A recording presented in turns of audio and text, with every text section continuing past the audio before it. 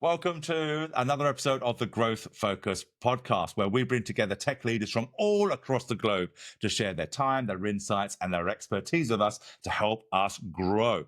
My name is Gary Lafferty, your host and CEO of the Growth Focus Partnerships, where we take experts in their field and turn them into authorities by installing client acquisition systems that actually work for tech. We turn their conversations into clients and their expertise into insights. On this episode, I couldn't be more pleased to have Jeremy with us. We're going to be talking sometimes about what pivot makes works, what changes, why you don't always have to do what you think you have to do, and really learning from other industries outside of you and bringing those in and seeing how they can work with a little tweak as well to help you grow. So I can't wait to get into it. So without further ado, Jeremy, it's an absolute pleasure to have you here today. Why don't you start off by introducing yourself? Tell us who you are and what is it that you do? Yeah, thanks for having me, Gary. Great to be here. So, Jeremy Boudinet, I'm VP of Growth at Textla. We're the fastest growing SMS marketing platform in the country. Businesses use us to text their customers, some bulk text, two-way text. We primarily serve North American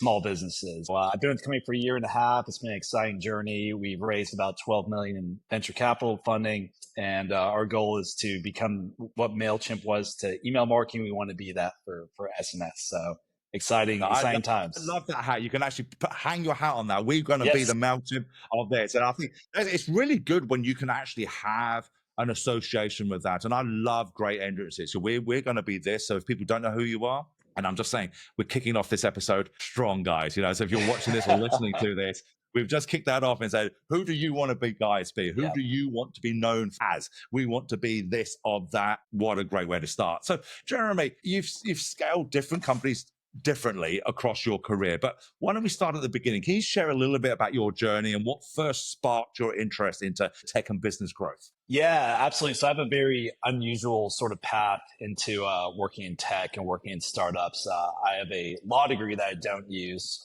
from the University of Pittsburgh. And I graduated 2012 and didn't really know what I wanted to do. I kind of didn't want to be a lawyer.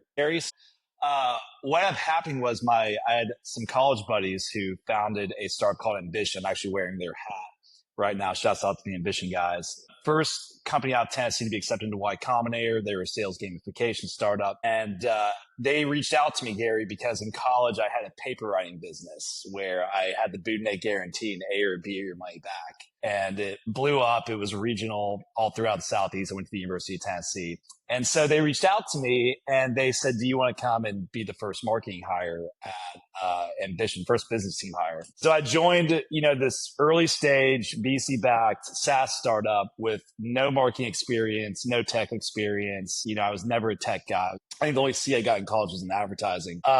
It was like I got into it and they gave me the job description. All this was at the rise of HubSpot, where it was content marketing, blogging, social media was all really coming to the fore. I joined the company. We had 2 customers at that time. And over the next 4 years, I took us to a Series A as head of marketing. And it was a perilous journey. We, were, basically trying to fight for survival the first 2 years. But I really learned the chops of marketing in the trenches there at Ambition. Absolutely. And I think this is the key thing when we're going to be talking about marketing and growth. And there's those who have listened to this episode, this podcast before, and those who know me and I'm business know that at the end of the day, it doesn't matter how good your product or your service is. You cannot have the field of dreams mentality. You've got to get out there. You've got to get your name out there. Otherwise, you end up being this best kept secret, and it gets tougher and tougher the more you're a secret as new competition comes on the scene every single day. So, Jeremy, you've scaled companies, as I said earlier, at different stages. Textla today, but also Ambiguous and Nextive. Can you tell us one key lesson about growth that you've managed to hold on to and bring to the fore today? Yeah, for sure. So I think about growth in terms of like you reverse engineer whatever the path to growth is. So you look at how do we get in front of what's the fastest distribution channel to get in front of as many people as possible. At Ambition, we did some really creative content marketing strategies that we like Zig, everyone else zagged, everyone was doing boring B2B business content. We decided we were gonna have some fun with content. We did like an annual tournament where we pit 64 software companies against each other and like live broadcasted the results. It blew up, it went viral, got huge.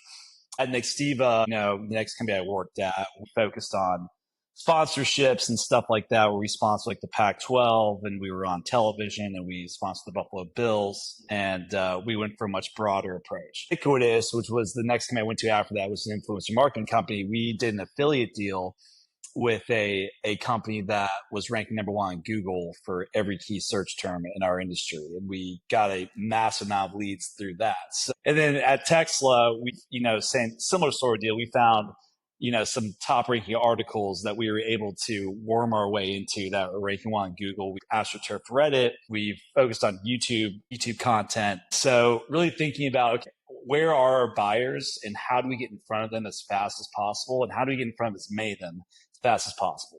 3 of the 4 companies I worked at, we had very small budgets. And so a lot of what I do is guerrilla marketing to sort of get placements on the internet in places that, can get a lot of free eyeballs. And so that's what we're doing at Textla. That's what we've done in the past. And there's a different approach each time, but you find a way to make it work.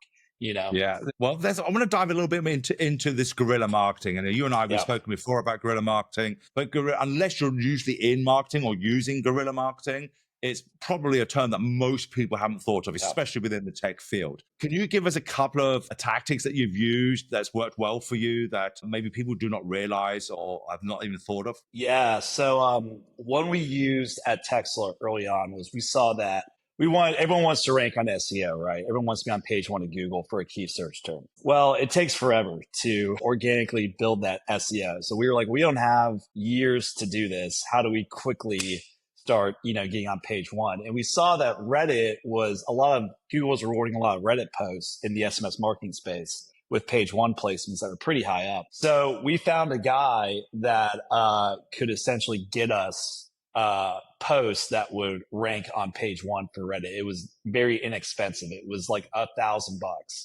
And sure, and he also guaranteed it. He said, if I don't get on page 1, I'll give you your money back. So we tried it. Boom, immediate results. I mean, we suddenly went from having 3-4 signups a day to having, 15 signups a day off that one play. So again, we'd start with me doing the searches for SMS marketing software and things like that, seeing what came up, and then, sort of reverse engineering that with like, okay, how can we get in here? So that was one example. Another example was we saw that there was a lot of search volume for SMS marketing software on YouTube. So we did a listicle of the top 5 SMS marketing software platforms for 2025. Guess what number 1 was? And we just published the video, crowdsourced some engagement for it, and we boosted it a little bit. We spent probably $100 boosting it. It's now got over 11,000 views on YouTube. If you search YouTube for SMS marketing software, we ranked number 1 on that. So that's the second biggest, obviously, search platform, on the internet right there. We're ranking 1 for that. Things like that, man. I mean, the third thing I'll add is that this was kind of a gangster move. I won't take full credit for this. This was our CEO helping a lot with this too. But we tried forever. Zapier had the number 1 article on Google for SMS marketing software. Huge volume, 2,000 searches every month for this term. We wanted to be on this article so badly, we literally had our engineers embed Zapier into Textla. We actually built it into the platform. We reached out to the Zapier folks. I probably reached out 30 times, Gary, I reached out to the author. I reached out to another guy who was credited with writing that. I reached out to the content marketing leader. I reached out to the VP of marketing. I mean, no one was responding. So finally, I was complaining to our CEO. I'm like, dude, I cannot get into this article. We literally went to our investor who said he had a connection to Zapier. And we went through a friend of his, got to the CEO of Zapier. He pushed it down to the content marketing leader. We finally got in the article, another massive spike in signups. So, but it took a year. It took a year of us doing that. But all these things are free. All of these were we spent, we spent $2,000 to do all these things, probably max. So, they're our most valuable lead channels for organic growth. So and there's a lot of talk about the organic growth nowadays. We've gone from the organic growth to paid growth, almost back to organic growth. Yeah. The key thing here is, and I wonder if you could share a couple of insights on the definition of guerrilla marketing.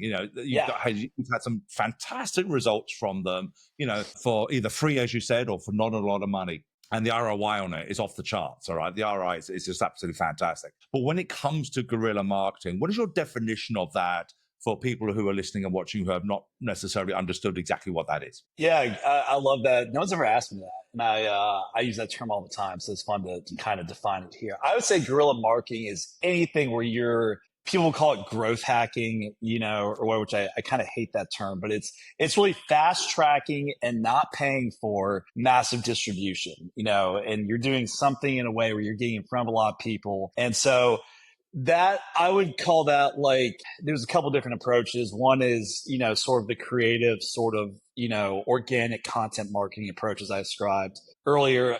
Stuff I've done in the past. We did these PR stunts, Gary, at my last company, where we paid a PR firm $5,000 a month. And what they would do, though, is they would do basically press stunts with us. So we did at Ubiquitous, one of the most successful campaigns we ever did. We paid people $1,000. We had a job posting where we were like, all right, we're going to pay someone $1,000 to watch TikTok for 8 hours straight. And that job posting ended up going viral. We were in the New York Post. We were in Newsweek. We were in Time.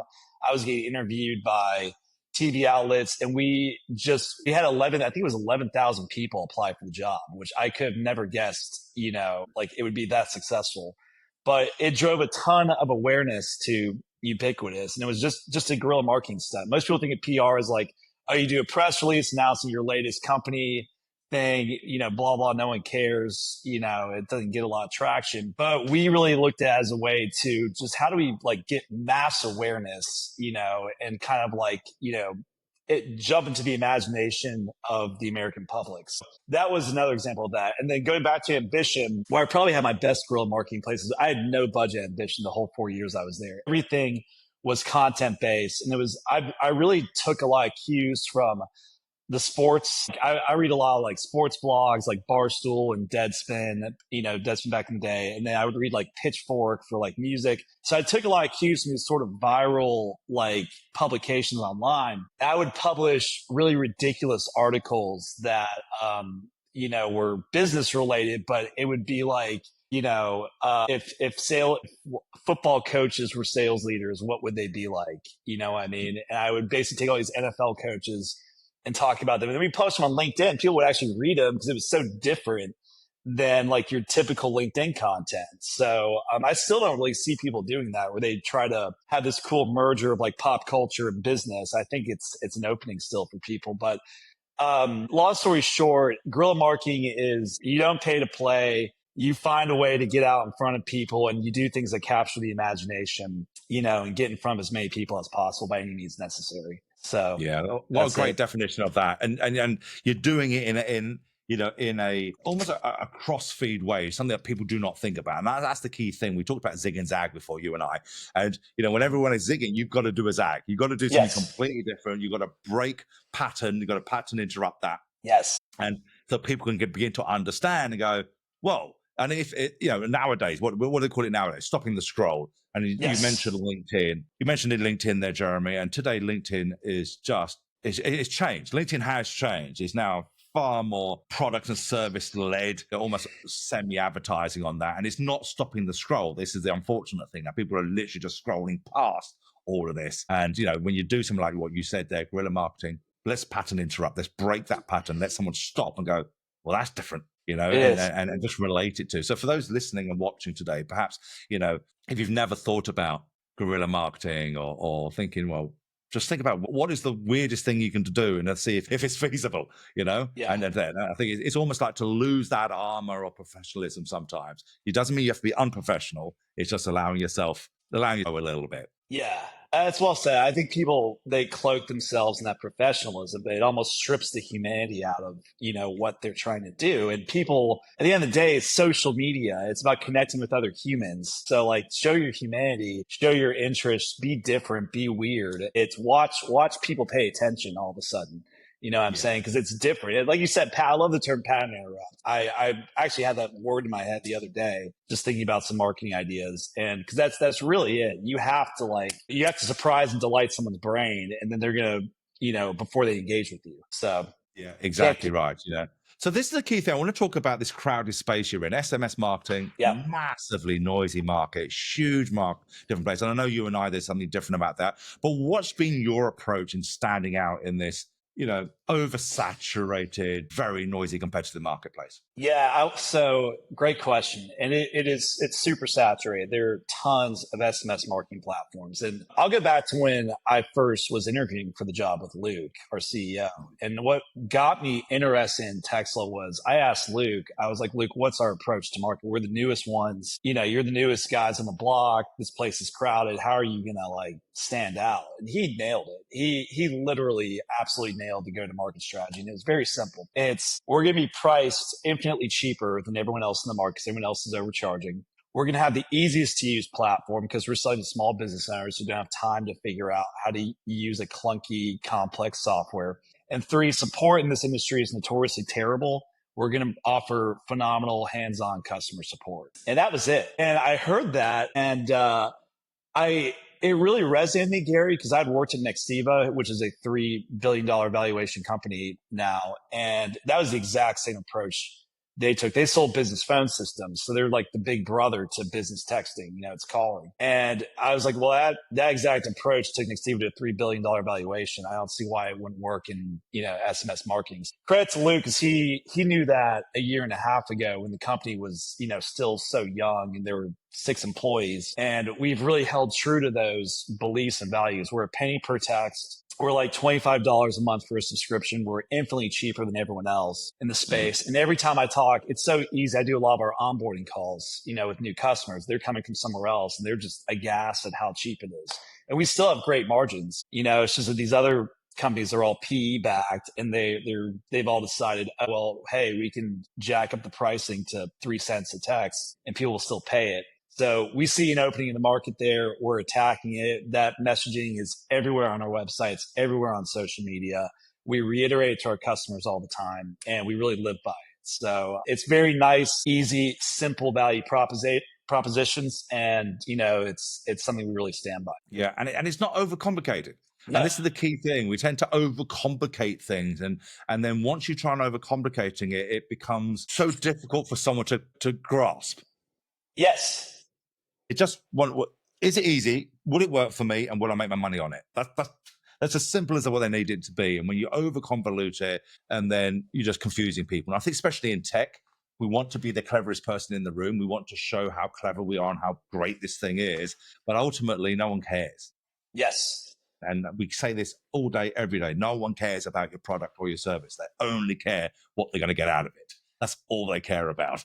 It's so true, man. It's so true. There's 2 quotes I think of with that. One is any idiot can make something complex, but it takes a genius to make something simple. So actually, you're not being smart or crafty or clever by using lots of corporate jargon and all that stuff. You're actually obfuscating the real value that your product brings. And then, God, the second quote is that the hallmark of a charlatan is it makes something sound super complex. We keep it very simple, straightforward, no bullshit.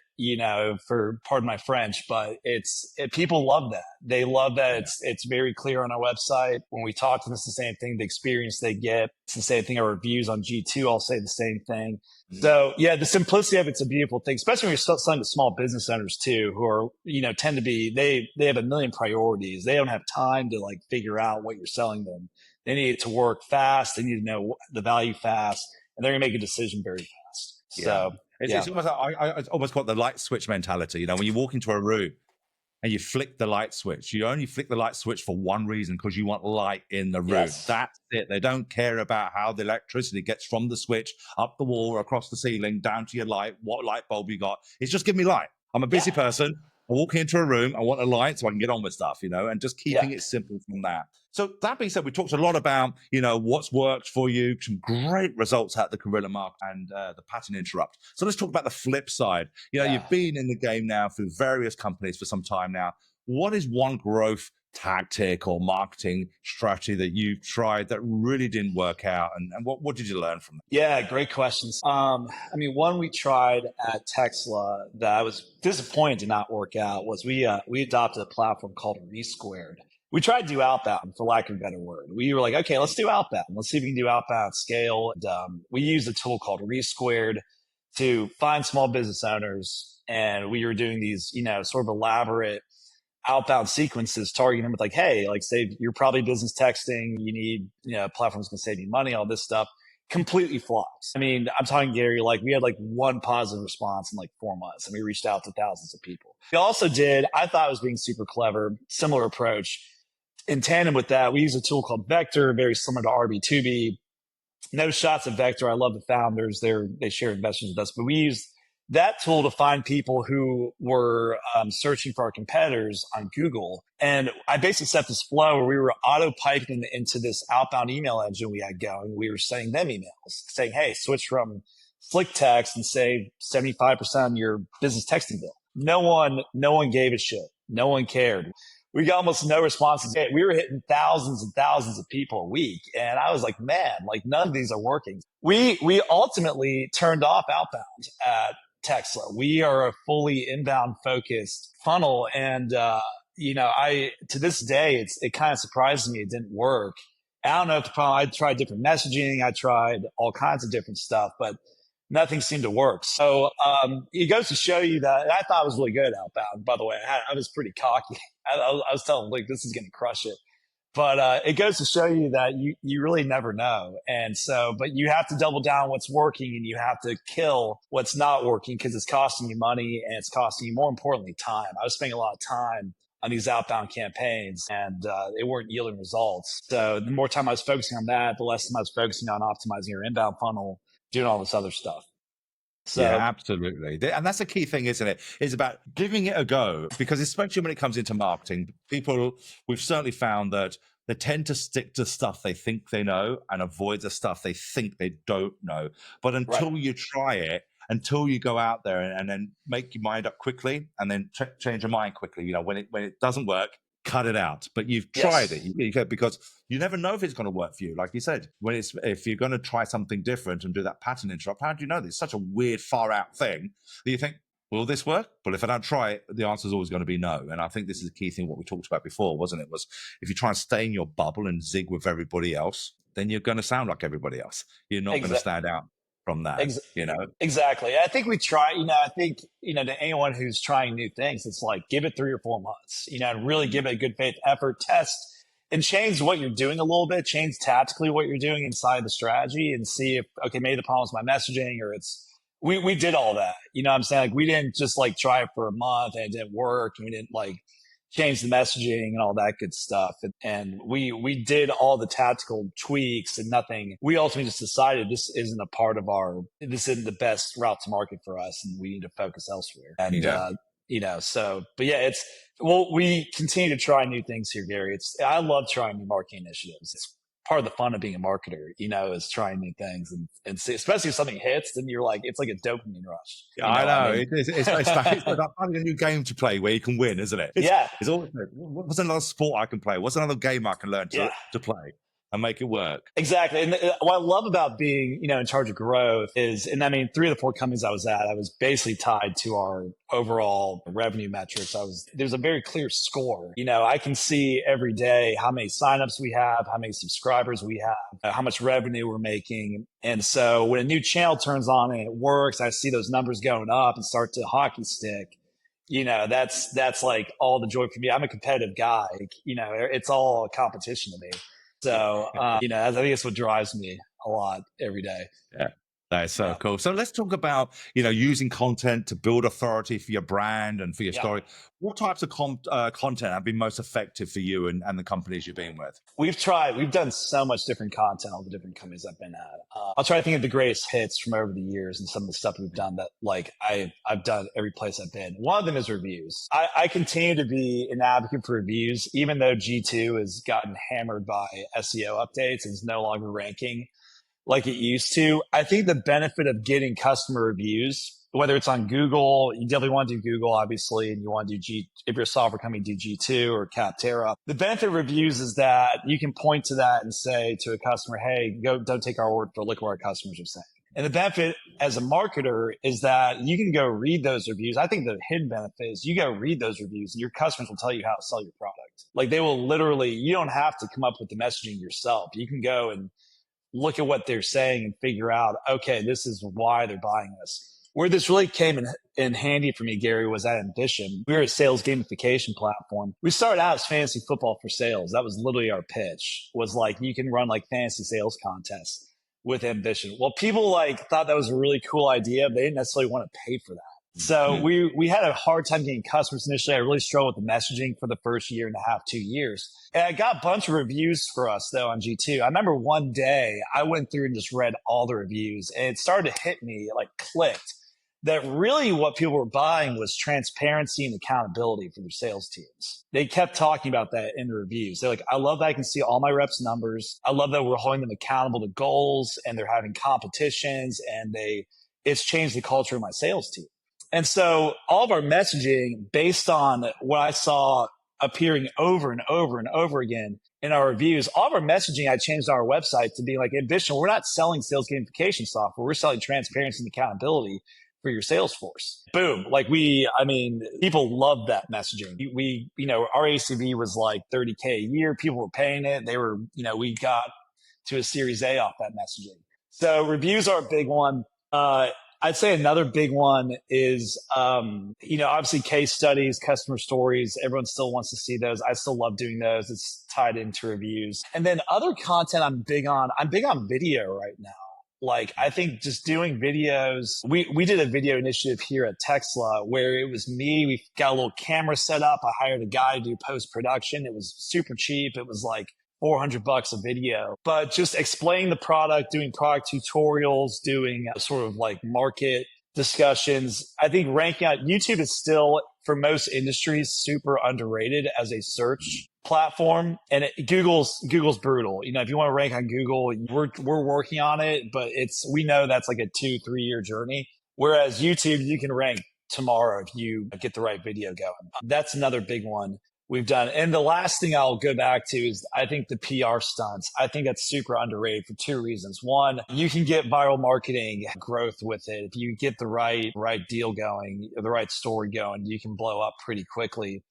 And then 2, it's the fastest way to drive backlinks, which actually drives SEO, growth. So if you can, do a PR stunt where you get 20 high quality backlinks off one article, or one piece, like that's worth a ton of money to you, because I don't know how else you're going to get those backlinks. So exactly. Yeah, it's really cool. So let's talk about Guerrilla. I mean, this is absolutely fantastic, Jeremy. The growth that you've had, and one thing that I didn't mention earlier, we didn't mention, was that although that you're coming in cheaper than your competition, it's a very, very good value offer there.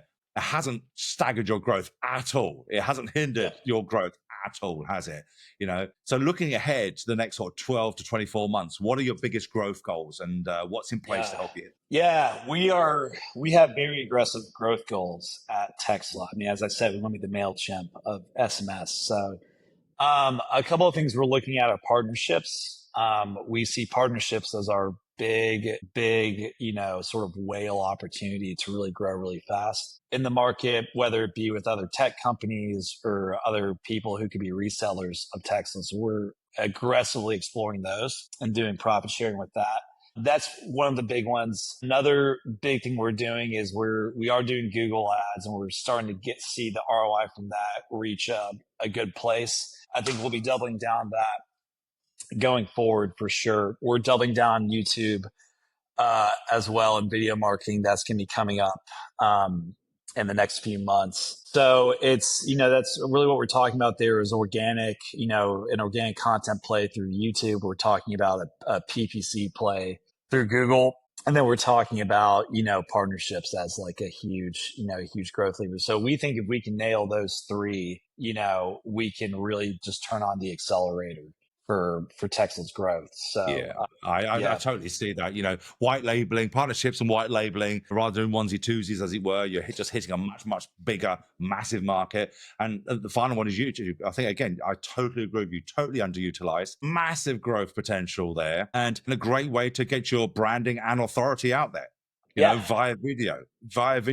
This is the key. People would rather watch videos than read. And this is the key thing, especially in the shorts. The shorts, totally.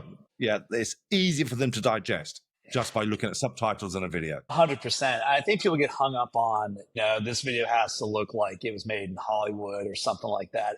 It doesn't. Go watch the most popular videos on YouTube. I mean, the videos we did that took off, went viral. It's me sitting at a desk with a wall behind me, and a laptop in front of me, and it's super basic, but the information's good. And we had a little B-roll in there. We had a little, post-production, but it doesn't have to be expensive. It doesn't have to be time consuming. There's all kinds of tools you can use to help you write the scripts, optimize the, description, the title for SEO. I think people should be churning out YouTube content.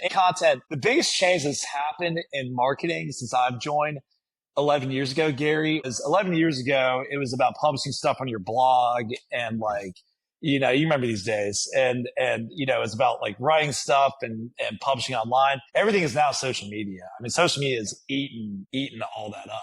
So you need to be extremely active on the social channels that make sense to you. If you're selling B2B and it's kind of high ticket and your buyers are on on LinkedIn, you need to be really aggressive on LinkedIn. That's one thing that's been interesting for me is this is the first company I've worked at where our buyers really aren't on LinkedIn because they're small business owners. So a lot of what I'm doing, I like YouTube a lot because they probably are on YouTube, So, think about where your buyers are and then just really aggressively create, I'd say, content. Video content is great on any social media channel now, which is great. So you can publish on YouTube, you can publish on LinkedIn, you can publish it wherever else you want to publish it. But I definitely think video is the way to go in 2025. Absolutely. Still. Totally agree. Yeah. So one loaded question for you, Jeremy, before we leave. If you wanted the listeners or the viewers of this episode to take away one piece, if you had to summarize one piece of advice, one takeaway for them today, what would it be? Yeah, I would say don't start out thinking I have to pay money to go get a bunch of customers. I would look at what are the free growth channels I can leverage. And all you do is you figure out, okay, like search for the main search term in your industry, and see what is ranking organically for that. Do it on Google, do it on YouTube. You'll see those paid placements at the top, but beneath that, you'll see some organic ones and, figure out how to get on those lists by any means necessary. So I would say don't pay to play, find the free channels that work for you and, commit to them. And no matter how long, even if it takes you a year to get on that number one ranking, search article or whatever, like just keep hacking at it until you get it. So, that's just free money for you. So exactly. Yeah. Exactly. Don't turn down free money. Yeah, everyone loves that. It makes me money, save me money, keep me out of jail. It's got to be one of those three, right? Yes. Absolutely love that. So, Jeremy, if people would like to potentially work with you, get to know, have a chat with you or whatever, what's the best way they can do that? Yeah, you can find me on LinkedIn, Jeremy Boudinet. Please reach out to me there. Or my email is Jeremy, Jeremy at Textla, TXTLA.com. I'm always down chat marketing. I love talking shop. I think one more thing I'll say, Gary, is that I joined Ambition. I didn't have like an experienced marketing leader I was working under to learn marketing. I learned it all in the trenches. But what I finally figured out like 2 years in was like, oh, I can call these other guys who also are marketing leaders at high tech, high growth tech startups. And I can ask what they're doing that's working for them. So a lot of what I do now, a lot of the best tactics I've gotten, strategies I've gotten is for me calling someone who's smarter than me at marketing and being like, what's working for you?